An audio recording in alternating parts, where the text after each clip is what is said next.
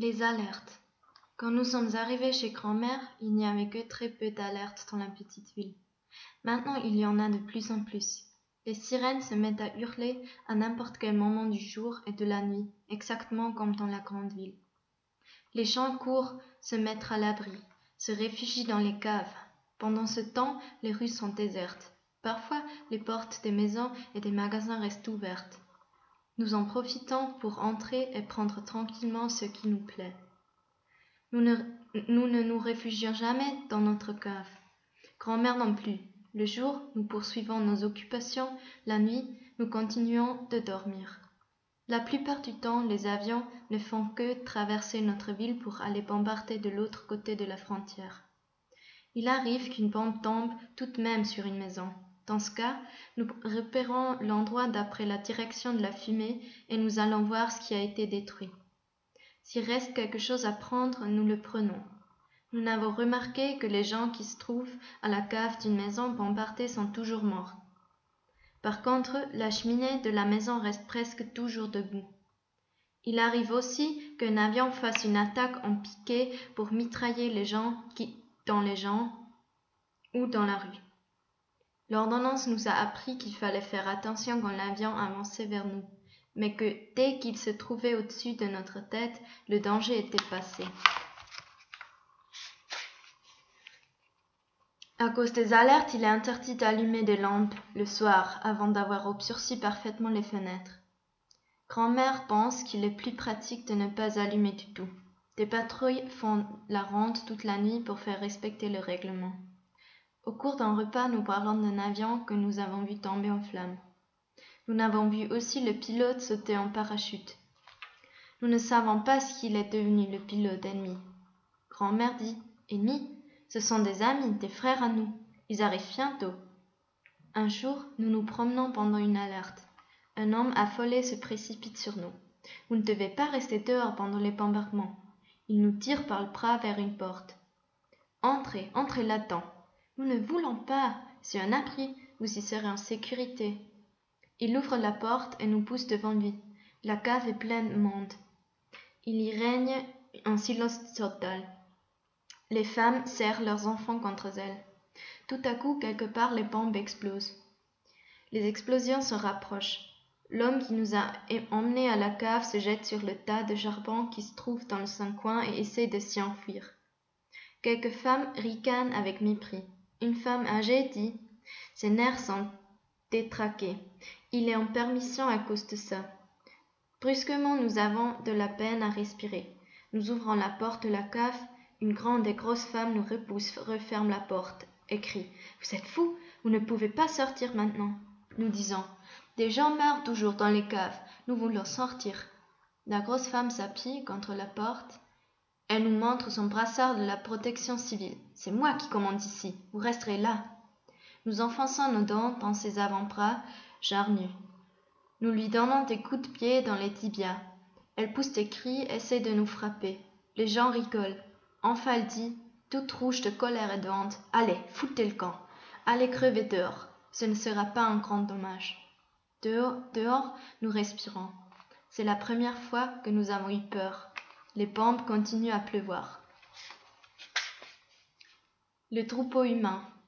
Nous sommes venus chercher notre linge propre à la cure. Nous mangeons des tartines avec la servante dans la cuisine. Nous entendons des cris venant de la rue. Nous posons nos tartines et nous sortons. Les gens se tiennent devant leur porte. Ils regardent dans la direction de la gare. Les enfants excités courent en criant « Ils arrivent, ils arrivent !» Au tournant de la rue débouche un jeep militaire avec des officiers étrangers. La jeep roule lentement, suivie par des militaires portant le fusil et en bandoulière. Derrière eux, une sorte de troupeau humain. Des enfants comme nous, des femmes comme notre mère, des vieillards comme le cordonnier. Ils sont 200 ou 300 qui avancent, encadrés par des soldats. Quelques femmes portent leurs petits-enfants sur le dos, sur l'épaule ou serrés contre leur poitrine. L'une d'entre elles tombe. Des mains se saisissent et l'enfant et de la mère. On les porte car un soldat a déjà pointé son fusil. Personne ne parle, personne ne pleure. Les yeux sont fixés sur le sol. On entend seulement le bruit des souliers cloutés des soldats. Juste devant nous, un bras maigre sort de la foule. Une main sale se tend. Une voix demande « Du pain ». La servante, souriante, fait le geste d'offrir le reste de sa tartine. Elle l'approche de la main tendue, puis, avec un grand rire, elle ramène le morceau de pain à sa bouche, mord dedans et dit « Moi aussi, j'ai faim ». Un soldat qui a tout bu donne une tape sur les fesses de la servante. Il lui pince la joue et elle lui fait des signes avec son mouchoir jusqu'à ce que nous ne voyions plus qu'un nuage de poussière dans le soleil couchant. Nous retournons dans la maison. De la cuisine, nous voyons monsieur le curé agenouillé devant le grand crucifix de sa chambre. La servante dit « Finissez votre tartine ». Nous disons « Nous n'avons plus faim ». Nous allons dans la chambre. Le curé se retourne. « Voulez-vous prier avec moi, mes enfants ? Nous ne prions jamais, vous le savez bien. Nous voulons comprendre. » Vous ne pouvez pas comprendre. Vous êtes trop jeune. Vous n'êtes pas trop jeune. C'est pour cela que nous vous demandons qui sont ces gens? Où les emmène-t-on? Pourquoi? Le curé se lève, vient vers nous. Il dit en fermant les yeux, les voies du Seigneur sont insondables. Il ouvre les yeux, pose ses mains sur nos têtes. Il est regrettable que vous ayez été obligé d'assister à un tel spectacle. Vous tremblez de tous vos membres. Vous aussi, monsieur le curé. Oui, je suis vieux, je tremble. Et nous avons froid. Nous sommes venus torse nu. Nous allons passer une des chemises que votre servante a lavées. Nous allons dans la cuisine.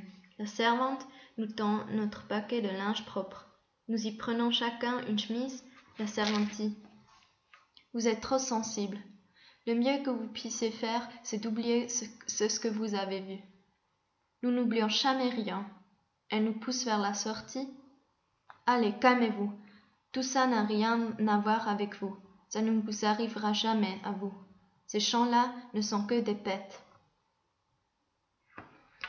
Les pommes de grand-mère. De la cure, nous allons en courant jusqu'à la maison du cordonnier. Les carreaux de sa fenêtre sont brisés. La porte est enfoncée. À l'intérieur, tout est saccagé. Sur les murs sont écrits des mots orduriers. Une vieille femme est assise sur un banc devant la maison voisine. Nous lui demandons « Le cordonnier est parti ?» Il y a longtemps, le pauvre homme.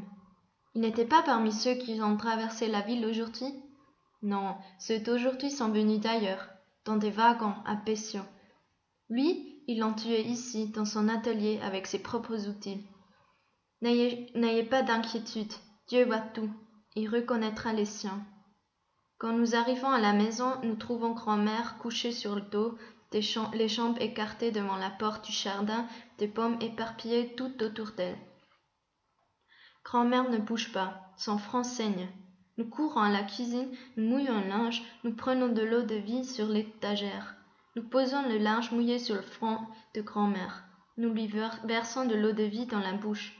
Au bout d'un certain temps, elle ouvre les yeux, elle dit « Encore !» Nous lui versons encore de l'eau de vie dans la bouche.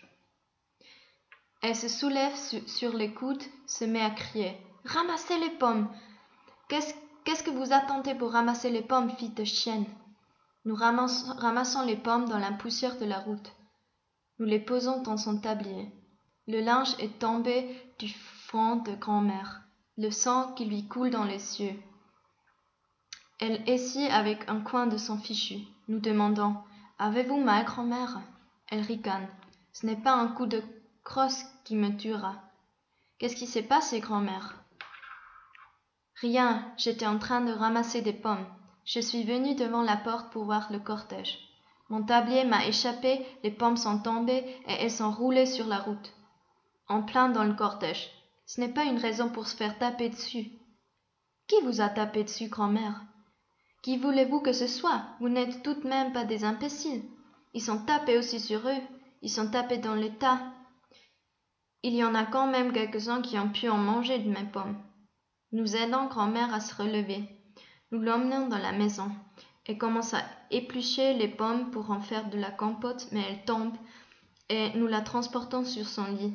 Nous lui enlevons ses souliers. Son fichu glisse. Un crâne complètement chauve apparaît. Nous lui remettons son fichu. Nous restons longtemps à côté de son lit, nous lui tenons les mains, nous surveillons sa respiration.